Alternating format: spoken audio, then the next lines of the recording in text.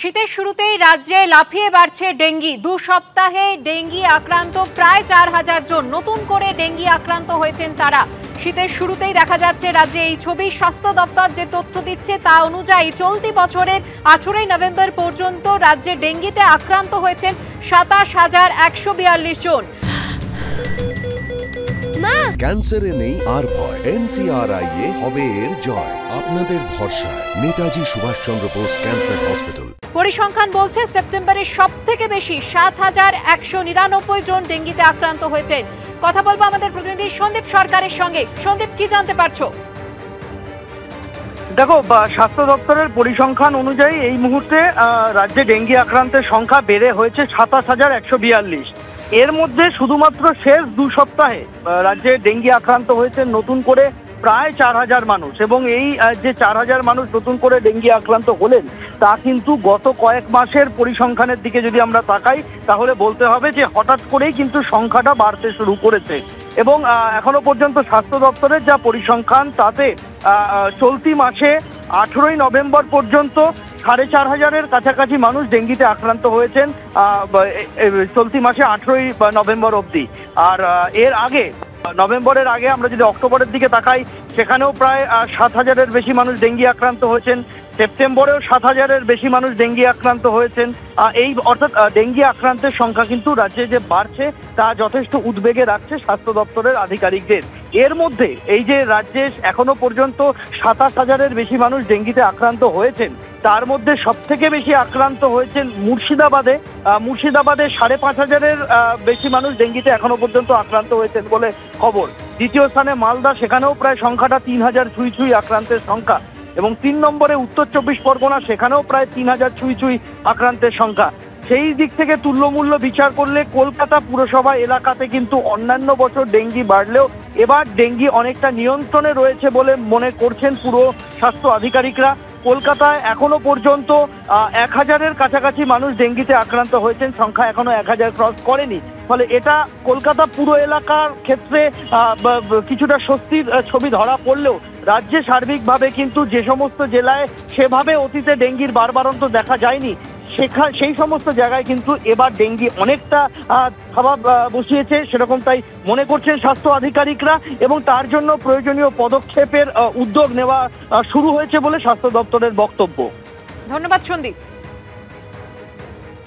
অন্যদিকে এবারও খালি হাতে ফিরতে হলো বাম কংগ্রেসকে। রাজ্যের 6টি বিধানসভা কেন্দ্রেই জামানত জব্দ হয়েছে কংগ্রেস এবং বাম জোটের। মাদারিহাটে বাম কংগ্রেসের লড়াই হয়েছে কার্যত নোটার সঙ্গে।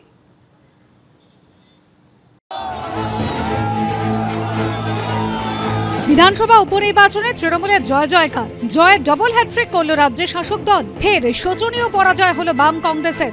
শুধু শূন্য হাতেই ফেরা নয়, 6টি আসনেই কংগ্রেস এবং বাম জোটের জামানত জব্দ হয়েছে।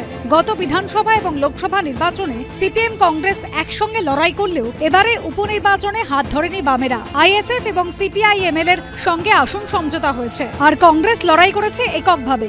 আমরা 2011-এ তৃণমূলকে সমর্থন করেছিলাম, আমাদের ঝান্ডাটা ওদের সঙ্গে বাঁধা ছিল। 2011-র পর থেকে আমরা লালের সঙ্গে জোট করেছি। এই মুহূর্তে আমরা লাল বা তেরেঙ্গা বা কোনো আমাদের একক লড়াই করতে হচ্ছে। এই লড়াইটা কঠিন। যে 6টি বিধানসভা কেন্দ্রে উপনির্বাচন হয়েছে তার মধ্যে সিতাইতে বিজেপি, কংগ্রেস এবং ফরওয়ার্ড ব্লকের জামানত জব্দ হয়েছে। মাদারিহাটে জামানত জব্দ হয়েছে কংগ্রেস এবং আরএসপির। এখানে বাম কংগ্রেসের লড়াই হয়েছে কার্যত নোটার সঙ্গে। নৈহাটিতে বাম সমর্থিত সিপিআইএমএল এর প্রার্থী এবং কংগ্রেসের জামানত জব্দ হয়েছে। হাড়োয়ায় জামানত জব্দ হয়েছে সিপিএম এর জোট সঙ্গী আইএসএফ, কংগ্রেস এবং বিজেপি।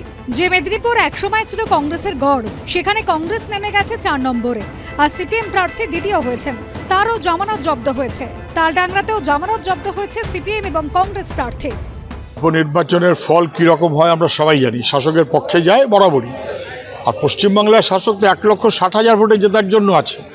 1,60,000, 1,30,000, 80 ভাগ, 85 ভাগ, যত বেশি ভোটে তৃণমূল জিতেছে যেখানে, এটা বুঝে রাখুন, তত বেশি দাপটের লড়াই হয়েছে। আর এই দাপটের লড়াইটার অংশীদার কে হবে এই নিয়ে তৃণমূল রোজ চলবে। 26-এ উড়ে যাবে। আজকে যেটা হলো, আজকে হলো 24, 24-এ 6, 26-এ 260। তবে বাংলায় সিপিএম শূন্য হলেও সান্ত্বনা পুরস্কার এসেছে মহারাষ্ট্র থেকে। মহারাষ্ট্রে বিজেপি নেতৃত্বাধীন জোটের ঝড়ের মধ্যেও একটি আসন ধরে রাখতে সক্ষম হয়েছে সিপিএম। দহনু আসনে বিজেপিকে 5133 ভোটে হারিয়ে জিতেছেন সিপিএম প্রার্থী বিনোদ ভাবা নিকোলে। 2019 সালেও এই আসনে জিতেছিলেন এই সিপিএম প্রার্থী। এবারও আসনটি ধরে রাখলেন তিনি। এদিকে বাংলার 6টি আসনের মধ্যে 6টিতেই পরাজয়। 2টি আসনে জামানত বাজেয়াপ্তর পর বিজেপিরও সান্ত্বনা সেই মহারাষ্ট্র। আরব সাগরের তীরে বিশাল জয় সেলিব্রেট করতে শনিবার গঙ্গার পাড়ে রাজ্য বিজেপি সদর দপ্তরে তুবড়ি জ্বালিয়ে উচ্ছ্বাসে মাতেন বিজেপি কর্মীরা। এদিকে উপনির্বাচনের ফল নিয়ে সোশ্যাল মিডিয়ায় মমতা বন্দ্যোপাধ্যায় লিখেছেন, আমার অন্তরে অন্তঃস্থল থেকে মা মাটি মানুষকে জানাই প্রণাম। আপনাদের এই আশীর্বাদ আমাদের আগামী চলার পথে আরো সক্রিয়ভাবে কাজ করার উৎসাহ দেবে। মানুষই আমাদের ভরসা, আমরা সবাই সাধারণ মানুষ, এটাই আমাদের পরিচয়। আমরা জমিদার নই, মানুষের পাহারাদার। মানুষের আশিস আজীবন আমাদের হৃদয় স্পর্শ করে থাকবে।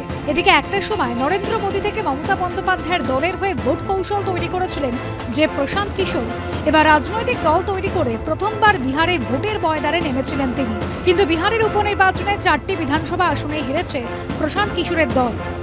ইমামগঞ্জ, বেলাগঞ্জ, রামগড়, তারারি কেন্দ্রে প্রার্থী দিয়েছিলেন প্রশান্ত কিশোর, যার জায়গাতেই তার দলের প্রার্থীর জামানত বাজেয়াপ্ত হয়েছে। আবির দত্ত, রঞ্জিত হালদার ও সুদীপ্ত আচার্যের রিপোর্ট, এবিপি আনন্দ।